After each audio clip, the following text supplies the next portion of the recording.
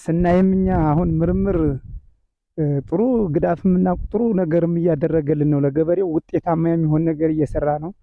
ትንሽ እኛ ገበሬው ጥያቄ ምን ነበር? ክላስተር በሁለት ብቻ ሳይሆን በስንዴና በጤፍ ብቻ ሳይሆን እንደዚህ እንደ ምስርም እንደ አብሽም እንደ ባቄላም በአምስት አይነት እንዲሰራልን ነበር ፍላጎቱ። አሁን ሳይኔ ሀሳቡ የምርምሩ እንደዚህ የገበሬውን ፍላጎት የሚያሟላ መሰለኝ። ባቄላም እየተሞከረ ነው። ምስርም ይኸው አይናችን አየ። አብሽም እየሞከሩ ነው። ይሄንን እነሱ ተመራምረው ያለፈውን ዘር ለገበሬው አሰራይተው ሁሉም ነገር በክላስተር እንዲዘራ ያሰቡ በመሆኑ እኔ በጣም ደስ ብሎኛል። ለገበሬውም ፍላጎቱ ይሟላለታል ብዬ ነው የማስበው። ባቄላም እንዲሰራለት፣ አብሽም እንዲሰራለት፣ ምስርም እንዲሰራለት መሰለኝ ክላስተር ማለት ነው። ይኸው እነሱ እየሞከሩ ምርምሩ ዘር ያለፈውን ዘር ወደ ገበሬው ነው። እስካሁንም ወደ ገበሬው እያደረጉ ነው። የዛሬ አመት ስንዴ ሞክረን ነበር፣ ጥሩ ነው። ዘንድሮ ደግሞ ጤፍ ጨምረናል፣ ጥሩ ነው። ውጤታማ የሚሆን ነው። የነሱም ለገበሬው የሚያደርጉት ግዳፍ በጣም ቆንጆ ነው እና አመሰግናለሁ።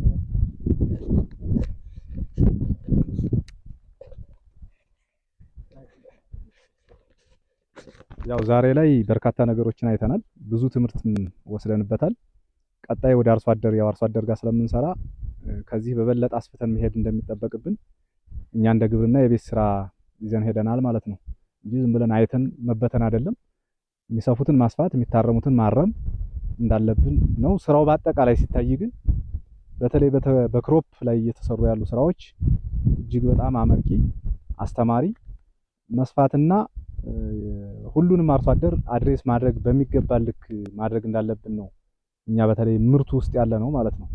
በተመራማሪ ደረጃ ስራቸውን እየጨረሱ ነው። እኛ ደግሞ በማምረት ደረጃ የሚጠበቅብንን እንወጣለን የቤት ስራችንን የሚል አስተያየት ነው ያለኝ።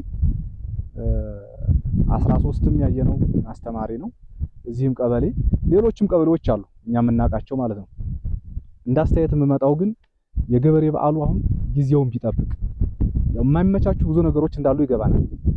ግን ደግሞ በተቻለ መጠን አሁን የምስርን ያውቀዋል፣ ይህንን የማያውቁት ደግሞ አሉ። ሌላም ቀበሌ ያለውና በቃ እጅግ በጣም የሚያምር ነበርና በእርግጥ የሚያምረውን ብቻ አይደለም ማየት ያለብን፣ ከመጥፎውም መማር አለብንና ተመቻችቶ ጊዜው የገበሬ በዓል መቼ ላይ ብናደርግ ብዙ ነገር መማር እንችላለን የሚለው ቢሆን የሚል ነገር ነው ያለኝ። ከዛ ውጭ ያው የወረዳችን ወይም ይሄ ምርምር ማዕከል ስንዴ ሰብል ላይ እና ጤፍ ሰብል ላይ በስፋት ይሰራል። አካባቢውም ፖቴንሻል ነው። በሽታውን ተፈጥሯል። ስንዴ ላይ ያለው በሽታ በተለይ በፔስት በኩል ምርምር ማዕከሎች ሲሪንቃም ይሁን ወረኢሉ ወይም ቴኮል የሚባል በሽታ አገር እያጠፋ ነው። ስለዚህ ስንዴን በዚህኛው ዝርያ እየለቀቅን በዛኛው ደግሞ በፔስት የሚጠቃ ከሆነ ያው ዜሮ ነው የሚሆነው። በዛም አካባቢ ቢታይ 10 ላይ 7 03 ኢቭን እዚህ 05 ሰፊ የሆነ ችግር ነው ያለው። እሱ ምርምር ውስጥ እንደ አንድ ኮንቴንት ተይዞ ቢሰራ ጥሩ ነው። ካልሆነ አደጋው እየከፋ ነው የመጣው።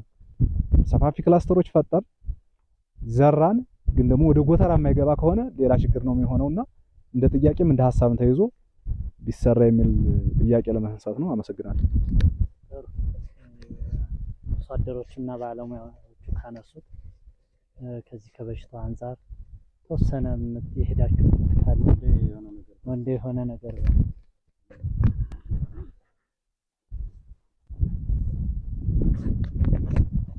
እሺ፣ አመሰግናለሁ። ያው ተከብረጋው ባለፈው የሆነ ክላስተር ላይ በሽታ ተከስቶ አይተነዋል። ያው አይደንቲፋይ አድርገን ቴኮል እንደሆነ እንትን ብለናል። ያው የቴኮል ዋና መነሻው ደግሞ ያው ሞኖክሮፒንግ ነው።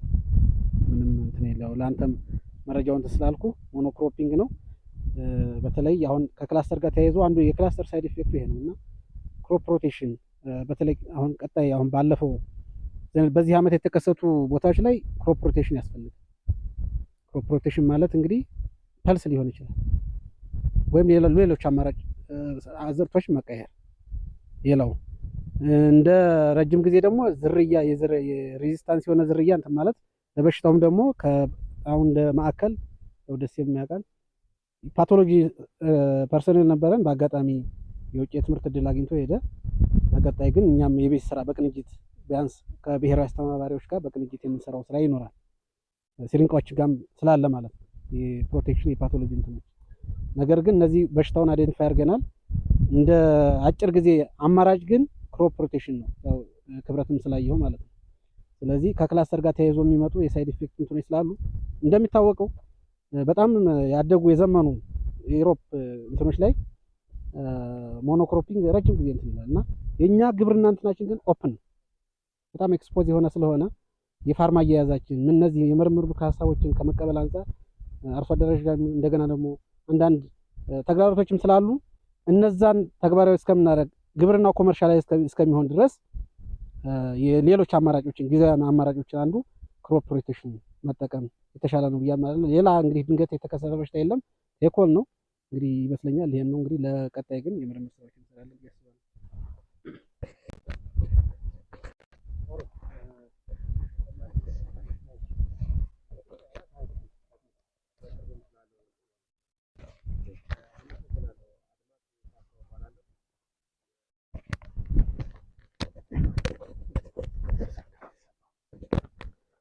አድማሴ ካሳው እባላለሁ። በስሪንቃ ግብርና ምርምር ማዕከል የሰብል ጥበቃ ተመራማሪ ነኝ። በተለይ ደግሞ የሰብል በሽታዎች ላይ ማለት ነው። እና ጃማ፣ ወረኢሉ እንደ ምዕራብ ወረዳዎች በሙሉ ማለት ይቻላል ሰርተናል ብዙ ስራዎች ማለት ነው። ከነዚህ ውስጥ አሁን ይሄ ቴኮል የሚባል በተለይ 4-5 ዓመት ሆኖ በጣም በተከታታይ ለጋምቦ ነበር የሚሰፋ የነበረው የምታውቁ የግብርና ባለሙያዎች ማለት ነው። ከዛ ወረኢሉም ጃማም አልፎ አልፎ በጣም መታየት ጀመረ። ፕላስ እንደገና ፉዛሪየም ሄድ ብላይት ብዙ ጊዜ ኮምፕሌክስ ነገር አላቸው ቴኮልና ፉዛሪየም ሄድ ብላይት ማለት ነው። ሁለቱም ልክ ማቹር ከደረሰ በኋላ ሄዲንግ ላይ ነው ምልክታቸው የሚታየው ማለት ነው። የቴኮል ምንም አይነት ነገር አይኖረውም። ሄዱ እንዳለ ፎልስ ሄድ ነው። ምንም አይነት ስፓይኩ ፊል አያደርግም በአግባቡ ማለት ነው። ፉዛሪየም ሄድ ብላይት እንደገና መካከል ላይ ይጀምርና ፍላወር ብዙ ጊዜ የስንዴ ፍላወር ያ ብሪዲንጎች ታግዙኛላችሁ መሀል አካባቢ ነው የሚጀምረው። ወርታችና ወር ላይ መጀመሪያ ጀምራ ትደርቅና ወርታች ወር ላይ የሄደ እንደዚሁ እንትን ይላል። ግን የተወሰነ ሪዝናብል ይልድ ይሰጠናል። የፉዛሪየም ሄድ ብላይት እንትን ያለ ግን ቢሰጠንም በማይኮቶክሲን ወይም ደግሞ እነዚህ ምንድነው የሚባሉት በእነሱ ምክንያት የተለያዩ ሁለት አይነት ማይኮቶክሲን ዶን ኤንድ አዘርስ አለ። በእነሱ ይጠቃል። የምንሰበስበው ምርት አሁንም በቀጣይ የምንጠቀም ከሆነ አንድ የስንዴ ዘለላ ላይ የተገኘ በፉዛሪየም ሄድ ብላይት የተጠቃ ኔክስት ወቅተን አብረን ብናቀላቅለው ያን እናገኛለን። በተመሳሳይ ደግሞ አሁን እሱ ልክ እንዳለው በሞኖክሮፒንግ ቅድም አሁን አንዳንድ ጊዜ እንደ ሰብል ጥበቃ እዛኛው ስናወራ ክላስተር ጥሩ ነው እንላለን። ከሰባይ ቁጥጥር ምንድነው ማኔጅ ለማድረግ ዩኒፎርሚቲ ነው ሊሆን ይችላል። ግን እንደ ፕላንት ፕሮቴክሽን ሞኖክሮፒንግ ትንሽ አስጊ ነው። ምክንያቱም የሆነ ዲዚዝ ካለ ብሬክ አድርጎ ያ ሙሉ በሙሉ ያጠፋብላል ብለን ስለዚህ እንደዚህ የተለያየ ዝርያዎች መጠቀም አንለስ ደግሞ የተለያዩ ክሮፖችን ማድረግ የተሻለ ነው ብለን ነው የምናስበው እኛ። ግን ክላስተር አያስፈልግም እያልኩ አይደለም። አንድ እሱን ነው። ስለዚህ ቴኮል ሞኖክሮፒንግ አይፈልግም። ፓቶጀኑ በሽታ የሚያመጣው ተህዋሱ ከ4 ዓመት በላይ ከአፈር ውስጥ መቆየት ይችላል። ስለዚህ ምንም አይነት ሮቴት የማናደርገው ከሆነ ያነ መሬት እየሰፋ እየበዛ ነው የሚሄደው። ሌላው እንደገና ምንድነው ማድረግ ያለብን? አሁን እኛ ለስንዴ ዝናብ እንዳያመልጠን እንደ ምስራቅ አማራ ትንሽ አነስ ያለ ነው ብለን ስለምናስብ ዝናብ ቢያንስ ካጠገበ በኋላ ይሄ ስንዴ ስሩ ፋይበር ሩት ነው ላይ ነው የሚቀረው የስንዴ ስር ማለት ነው። እንደ ባቄላ አይጠልቅም። ከባቄላ ጋር ስናነጻጽረው ዝናብ ትንሽ የሚያጠግብ ከሆነ ፓቶጂኑ አብሮ ይሰርጋል ማለት ነው። ፐርኮሌት ያደርግና ወታች ይሄዳል። በሚሄድበት ጊዜ እሱ ሊቀንስልን ይችላል ማለት ነው። ሌላው በተለምዶ ሹሩቤ እንላለን። ቅድም ምስረም ላይ ቢቢኤፍ የተነሳው ነገር የተባለው ሹሩቤ ነው። ቶታሊ ሹሩቤ ይሰራለታል ማፋሰሻ ማለት ነው። የምስርም እንደዛ ነው። ሹሩቤ በሚሰራበት ጊዜ በሹሩቤው እየፈነዳ ሊቀንስ ይችላል። አንለስ በበሽታ የተጠቁ ሰብሎችን ወዳውኑ እዛው አካባቢ ያለ እስካፈሩ አንስተን ሌላ ቦታ መውሰድ ነው። በተጨማሪ ምንም ሆነ ምን የተወሰነ ዘሩን አሽተን መዝራትም የተወሰነ ሊቆጣጠርልን ይችላል ነው። ጃማ ላይ እና በአሁኑ አመትና በባለፈው አመት የፉዛሪየም ሄድ ብላይትን እየሰራን ነበር። ባለው ሁኔታ እንትን ያልነው ነገር የለም። ኤቲአይ ፕሮጀክት እኛ ጋር ይሰራል። እሱ ጋር እየሰራን የነበረበት ሁኔታ አለ። ቴኮል ላይም ለወደፊቱ እንሰራለን። አሰስመንቱ ላይ ያስገብተናል። እነዚህን ሜካኒዝሞች መጠቀም የተሻለ ነው ብዬ ነው ማስመስ እንትን ብለው አመሰግናለሁ።